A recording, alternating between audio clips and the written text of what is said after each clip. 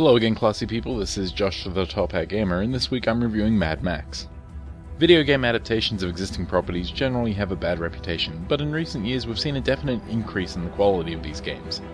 This week, we witness Mad Max. Will it ride eternal, shiny and chrome, or is it merely mediocre? Let's find out. Set in the barren wastes of the post-apocalypse, we join Max Rokitansky as he searches for the Plains of Silence, a mythical place where Max seeks to escape the voices in his head and the nightmares of his past. While gathering the last of the necessary fuel, Max crosses paths with the warlord Scabrous Scrotus, in an encounter that leaves him stranded without his iconic interceptor.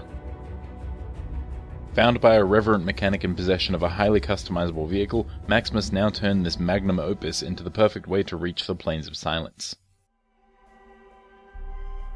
The narrative that Mad Max gives us feels sort of pointless. Trying to make the magnum opus the ultimate vehicle is a worthy end goal, but we're constantly told that Max's destination, the Plains of Silence, doesn't even exist. Late in the game, a more engaging subplot is introduced, but it's over before we can be invested in its outcome.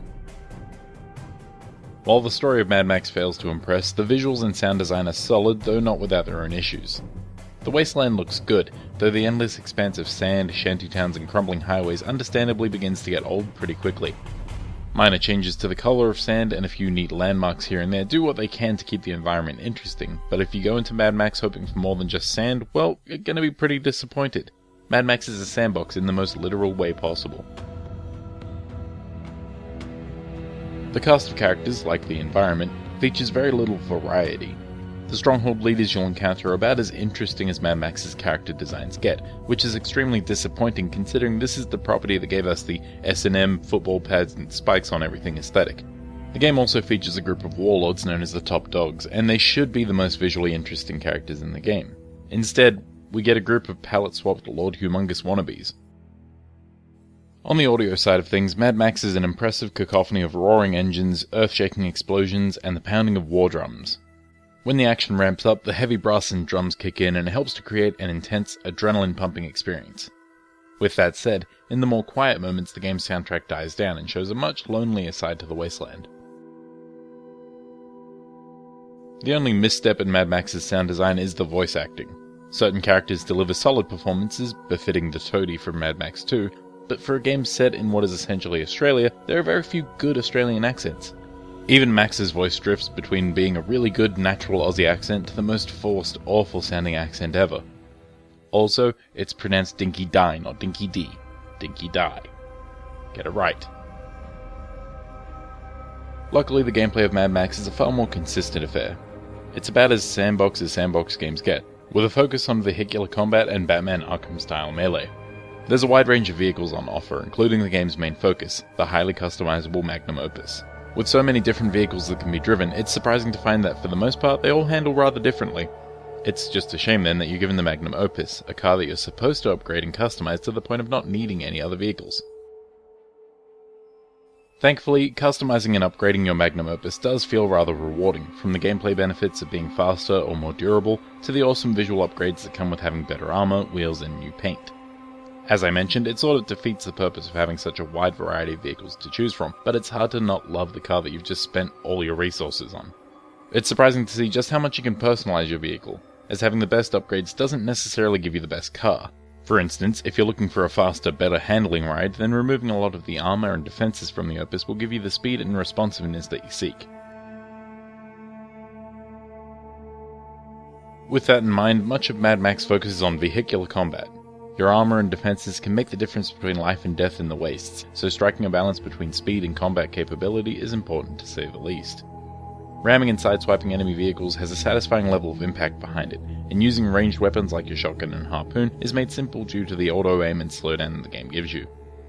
This makes it sound way too easy, but certain vehicles are built to withstand various types of offense, forcing you to change up your approach every so often. Combat remains a big part of the game outside of your vehicle as well. Max seems to have taken a page from the Batman book of combat, as the system in place is easy to pick up and use, while difficult to master, just like the Arkham games. However, I found that Mad Max's combat felt a bit deeper than that of the Arkham games, despite lacking many of the Dark Knight's gadgets and abilities.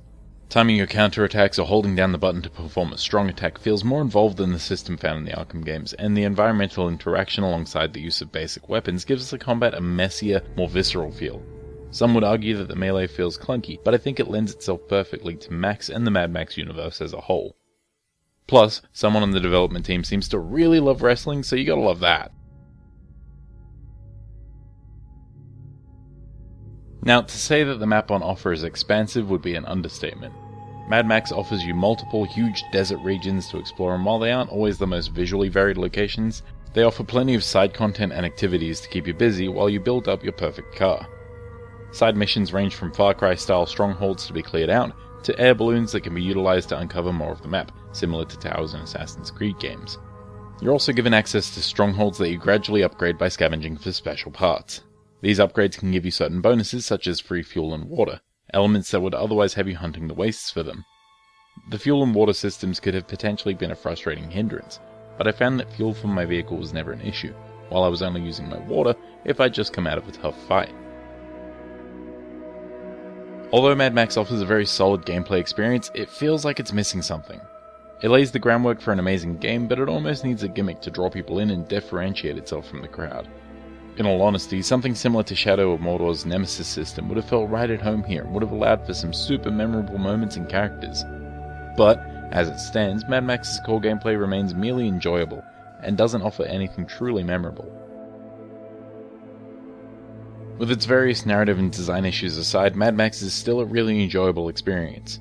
From tearing down the highway through sandstorms to German suplexing warboys and breaking their bones, Mad Max offers players a great action game with a surprising amount of customization to boot. Mad Max gets the Top Hat Gamer rating of good. While it's no Fury Road, Mad Max is still a thoroughly enjoyable ride, though it is missing a lot of what makes the Mad Max franchise so great. Although the game is missing a very unique cast of characters and its story struggles to maintain interest, the core gameplay of Mad Max is more than enough for me to recommend it.